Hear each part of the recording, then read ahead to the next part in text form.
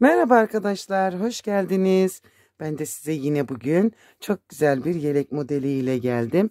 Yapımı kolay, pratik bir yelek hazırladım size. Şöyle diyeyim, yeni doğandan giydirip 1 yaşına kadar giydirebileceğiniz ölçülerde yeleği hazırladım. 1 yaş ve 1,5 yaş arası yapmak isterseniz bu yaka ölçüsü yine yeterli. Yani bu verdiğim sayılarla başlayıp sadece artırma sırasını bir sık iğne bir trabzan sırası artırarak eklerseniz 1-1,5 yaş arası bebeklerinize de rahatlıkla olabilecek ölçülerde 4 tane de düğme yaptım. 2 trabzan sırası örüp sık iğne sırasında düğme deliklerini açtım ve bu şekilde yaptım. Yakasına da bağcık detayı var. Bakın böyle lastik örgüyle burada bir tünel yaptım ve bunun içine de bağcığını taktım. 3 milim tığ kullandım. Bakın şu 5'e bakmayın. Şöyle 3 milim bir tığ kullandım. 2 tane 100 gramlık ipim vardı. Onu kullandım. Yani 100 gramlık ip yetmiyor. Çok az bir yerine yine kullanmak zorunda kalıyoruz. O yüzden 2 tane 100 gramlık ip almanız gerekiyor. 4 tane de düğmenizin olması gerekiyor. O zaman ne yapalım? Hadi örmeye başlayalım. Eğer kanalıma abone değilseniz abone olarak siz de benimle birlikte bu güzel yelekleri örmeye devam edebilirsiniz. Hadi başlayalım. Evet arkadaşlar, önce ipimizle tığımızı buluşturalım ve 71 tane zincir çekelim. 1 2 3 4 5 6 7 71 tane zincirimi çektim. Tığımın üzerine ipimi aldım. Geriye doğru 4 tane sayalım. Dördüncüye batıralım. 1 2 3 4. Bakın, dördüncüden başladım.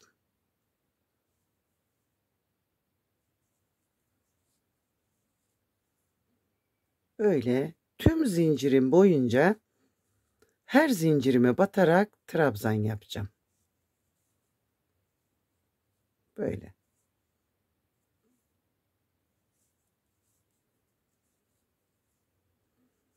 Zincirimizin sonuna doğru gidelim. Sona doğru geldiğimde başlangıç ipimi de zincirimin içinde biraz götürdüm. Ve burada onu kaybettim. Şimdi arkadaşlarım bir zincir çekerek çevirelim. Burası örgümüzün arka yüzü. Artırmaları yaparken arka yüzde sık iğne ile devam edeceğim. Şimdi 2 tane trabzan sık iğne yaptım. 2 tane zincir çektim. 2 atladım. Üçüncüye bağladım. Bak, sık iğnemi yaptım. Şimdi burada 2 4 5 tane sık iğne yapmış olduk. Bakın şu 2'yi atladığımızla 1 2 3 4 5 6 7 8 9 10 11 12 13 ve 14 tane sık iğne yaptım. Bakın 14 tane. Şunu şuradan keselim. İkide bir gözümüze batmasın. Şöyle. 14 tane yaptıktan sonra 2 zincir çektim. Ve bu son batırdığım sık iğnenin olduğu yere batacağım. Bakın, bu son battığım yere bir tane daha batırdım. Bakın 12 tane sık iğne yapacağız. 2 3 4 5 6 7 8 9 10 11 ve 12. 12 sık iğne de kolumuz için hazırladık. Şöyle. Zaten şurada yazacak. Bakın, şuraya bırakıyorum. 2 zincir çektim. Yine son battığım sık iğneden başlayarak 20 tane sık iğne yapacağım. 1 2 3 4 5 6 7 8 9 10 11 12 13 14 15 16 17 18 19 20 20 tane de arka için trabzan sık iğnelerimizi yaptık. Bakın. 2 zincir, 1 2 zincir, yine son battığım yerden başlayacağım. 12 tane kol için 1 2 3 4 5 6 7 8 9 10 11 12 12 tane de ikinci kolumuz için 1 2 zincir ve şimdi son battığım yerden başlayarak kalanları da ikinci önümüz için yapacağız.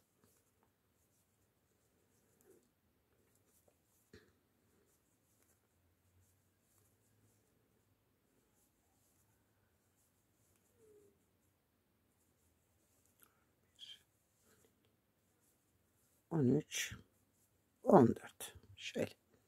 Bu zinciri kullanmayacağım. Şöyle 14 tane ikinci önümüz için. 1 2 3 zincir çekerek çevirdim. Birinciden değil, ikinciden başlayacağım. Bunu trabzan olarak kullanacağım. Bakın. Bir ikinciden. Şimdi artış yerine kadar geleceğiz. Bir bir artıracağız. Ön yüzde de arka yüzde de. Şimdi trabzanlı sıraya başladım.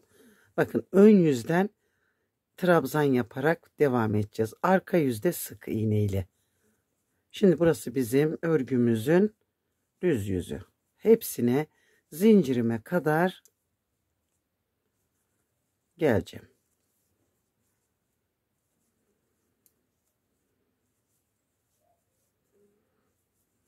Bakın böyle. Bir bakın zincirime geldim. Şimdi burada 14 tane trabzanımı yaptım. Zincirin içine bir trabzan, bir, iki zincir, yine aynı yere bir tane daha trabzan, iki tane artırdım. Öbür üç köşemizde de ikişer tane artırarak devam edeceğiz. Yani burada ne yaptıysam öbür üç köşede de aynı işlemi yapacağım. Tekrar göstereceğim. Çok basit bir robadır bu. Yani bilmeyenler bile bu atlatmadan buraya kadar izlediyse gerisini yapar. Böyle. Bakın geldim yine zincirimin olduğu yerdeyim. Zincirin içine bir trabzan, bir iki zincir, bir trabzan ve devam. Şimdi öbür köşeleri de aynı şekilde yaparak sıra sonuna gidelim. Bu düğme deliği yaptığımız yere geldiğimizde şimdi burada iki zincir çekmiştik. Altta iki tane trabzanı bırakmıştık. Yine zincirimizin içine iki tane trabzanımızı yaparak burayı eşitledik. Ve sondan iki tane trabzanımı yaptım. Bakın. İstediğiniz sıklıkta düğme deliği yapabilirsiniz. Bir zincir çektim, çevirdim. Sık iğneli sıraya başladığımızda birinciden başlıyoruz. Bakın böyle. Ve yine iki zincirli yere kadar gidip yine birer tane artıracağım. Yani mantığımız hep aynı ilerleyecek. Bakın. Tekrar göstereyim. Böyle geldim. Bakın buradayım şimdi. 2 zincirimi çektiğim yerdeyim. Bir sık iğne, 2 zincir, bir sık iğne. Gördünüz mü? Yani trabzanda yapsak aynı şekilde, sık iğne de yapsak artışlarımızı aynı bu şekilde devam edeceğiz ve robamızı büyüteceğiz. Bakın. Gördünüz mü? Büyümeye başladı bile.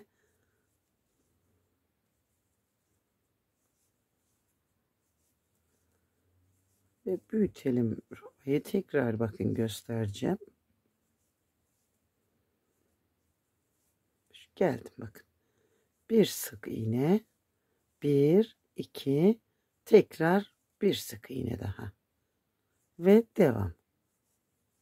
Evet, trabzanda da aynı, sık iğnede de aynı olarak devam edeceğiz. Burada yatan güzelliğimi de gördünüz mü? Bakın şöyle size göstereyim. O benim oğlum, Tosunum benim, horluya horluya yatıyor benimle birlikte. Öbürü de arkamda.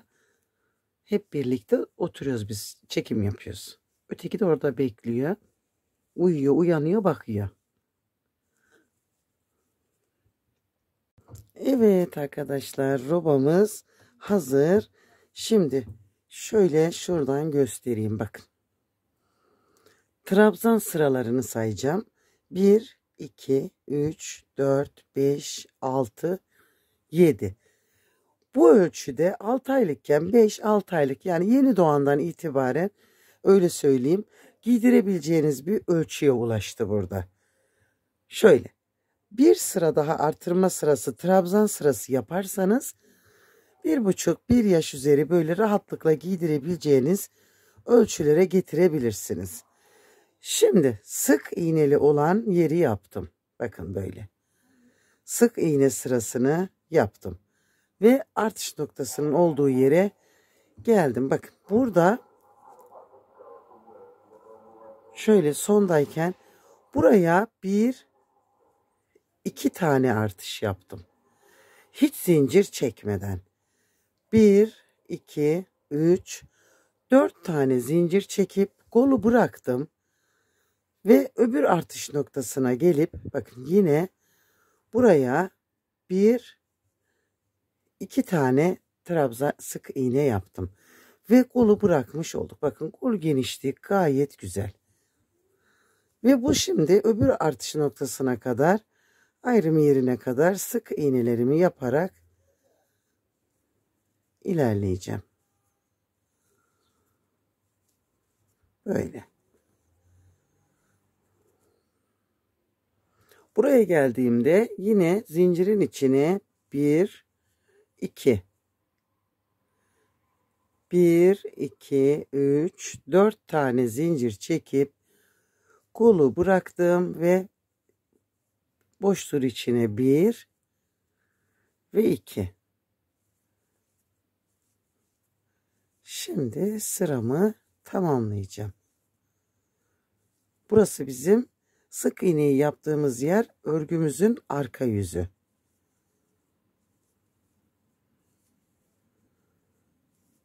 Hepsine teker teker batırarak sıramı tamamlayacağım. Örneklerimizi örgümüzün ters yüzünde kurarak ilerleyeceğiz. Ön yüzde örnek yapmayacağız. Şöyle bakın geldim. 1, 2, 3 zincirimi çektim, çevirdim. Ön yüzdeyim. Bakın burası bizim trabzanlarımızın düz düştüğü yer. Yani trabzan yaptığımız sıra. Bu sıramı tamamen trabzanlardan oluşturarak ilerleyeceğim. Zincirlere de trabzanlar yaparak ilerleyeceğiz. Şimdi zincirime kadar bakın birebir öreceğim. Ben normal ördüğümden biraz daha sık örmüşüm bunu. Niye böyle ördüm bilmiyorum. Ya da tığım ipime biraz ince gelmiş.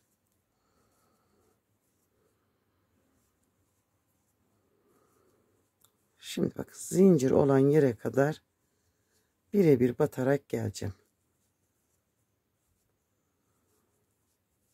Böyle.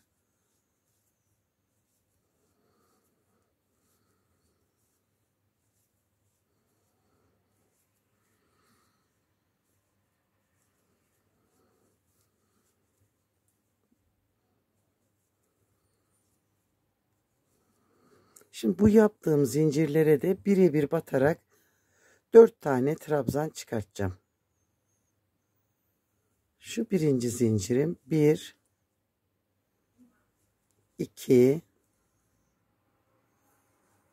3 ve 4. Bu kadar. Bakın. Şöyle. Ve yine normal sıralarıma geçip devam edeceğim. Şimdi bu sıramız da böyle tamamlanacak. 4 zincirden 4 trabzan çıkartarak ilerleyeceğiz. Evet arkadaşlarım. Böyle trabzan sırasını tamamlamış oldum.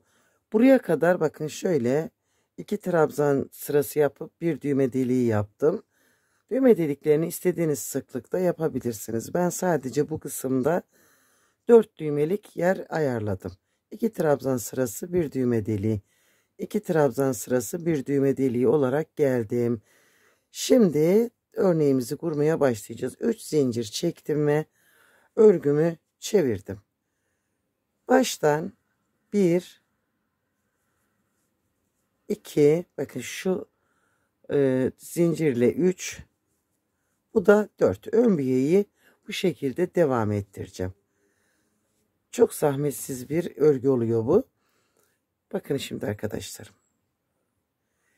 Bir trabzan atladım. İkinciye bir tane trabzan yaptım. İpimi aldım. Bıraktığım trabzan var ya buradaki. Döndüm, ona batırdım ve ipimi aldım. Hafif uzatarak bir tane trabzan yaptım.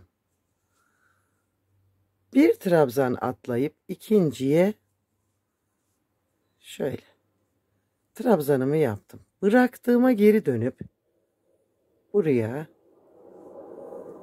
bir trabzan yaptım. Bunu hafif böyle uzatın. Bir, ikinciye batırdım ve bir trabzan yaptım. İpimi aldım, bıraktığıma geri döndüm ve bir trabzan yaptım ama hafifçe uzattım. Bir, ikinciye bir trabzan yaptım. Geriye döndüm, bakın bıraktığıma bir trabzan yaptım. Ve örneğimiz bu kadar. Yani çok pratik ama çıtır çıtır duran bir örnek. Bu örneğin sadece püf noktası geriye döndüğümüz trabzanı hafif uzatarak çekmek. Başka da bir püf noktamız yok. Tüm sıram boyunca örneklerimi kurarak ilerleyeceğim. Ön yüzde sadece trabzan yapacağız. Arka yüzde örneklerimizi yaparak ilerleyeceğiz. Şimdi sonda da 4 tane trabzan bırakacağız biyemiz için.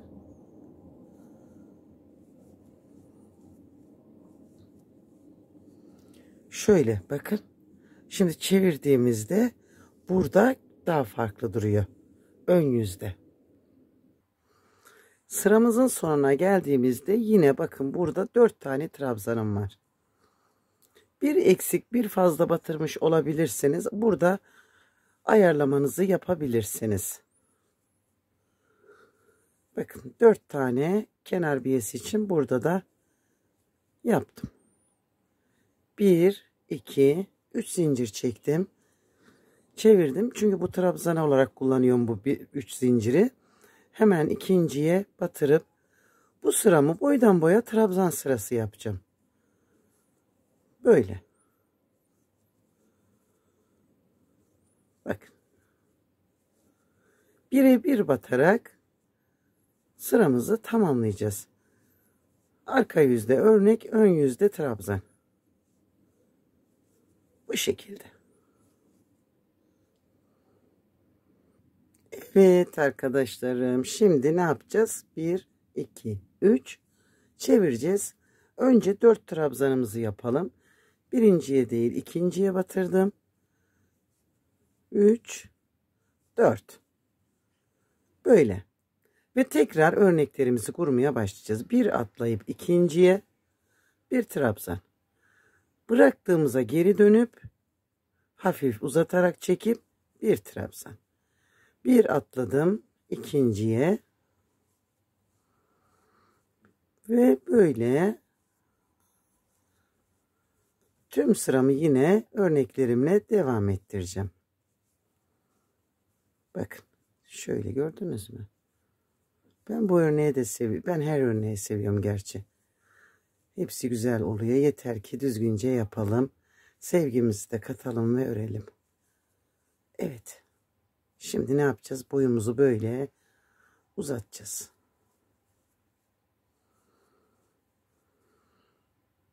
Evet arkadaşlar, yeleğimin boyu şöyle şu şekilde. Tamam.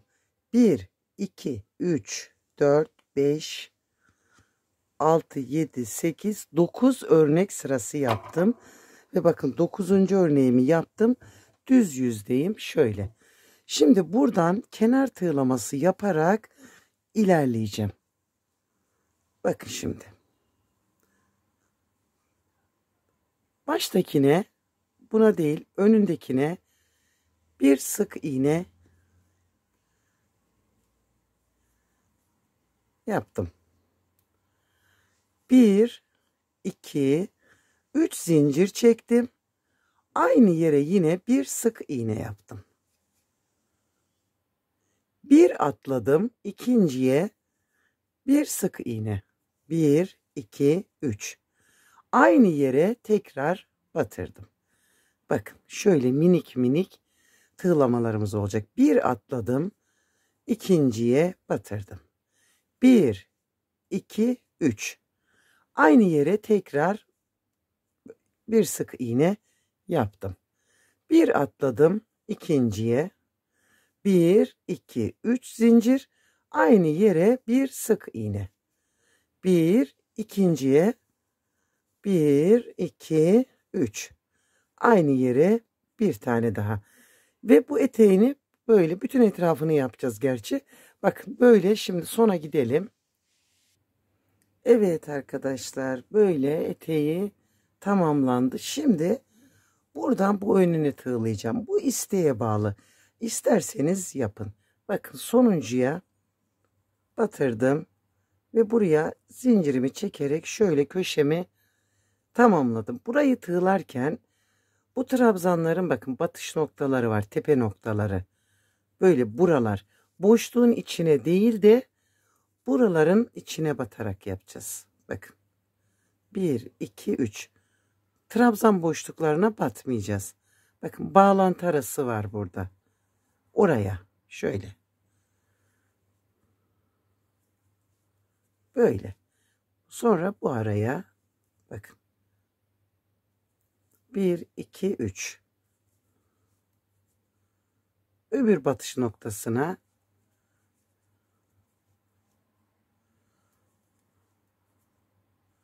tekrar bu boşluğa, yakaya kadar da burayı bu şekilde tamamlayacağız. En tepe noktasına da yaptım. Bakın önde böyle oldu. Şurada sık iğne sıralarına denk geldi. Bakın bu görüntü bu.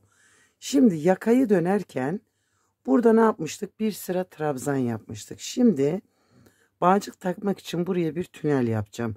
Ve lastik örgü yapacağım. Bakın bir trabzanların tepe noktalarına batmayacağız.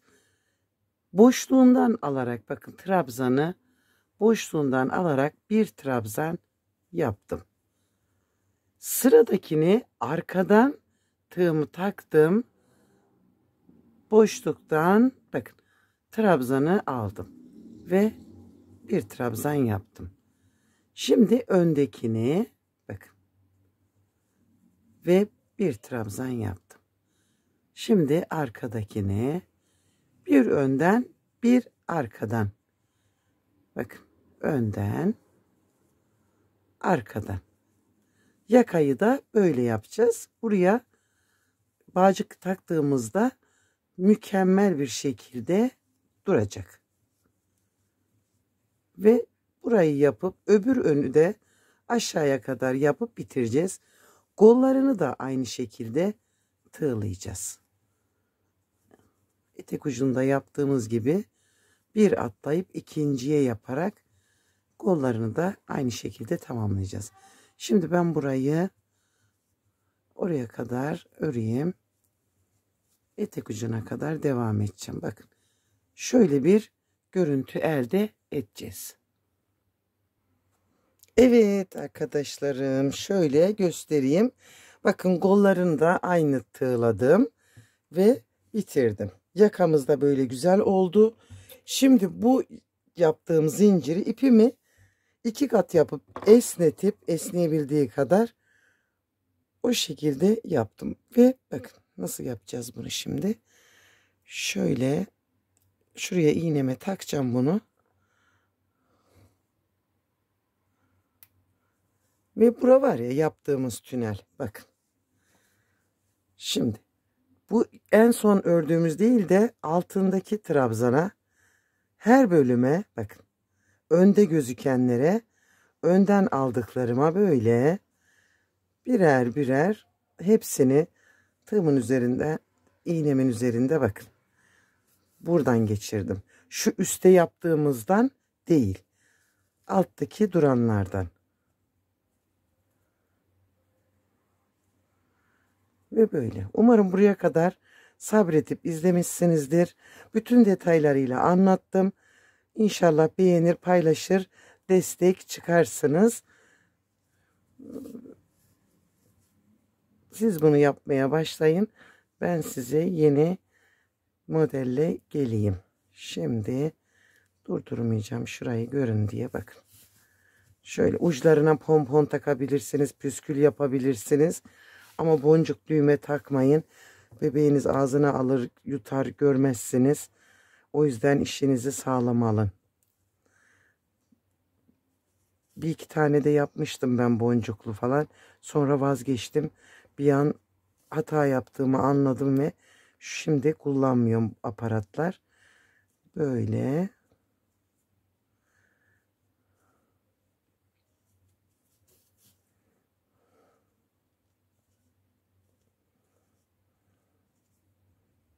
Şurada bırakacağım bunu.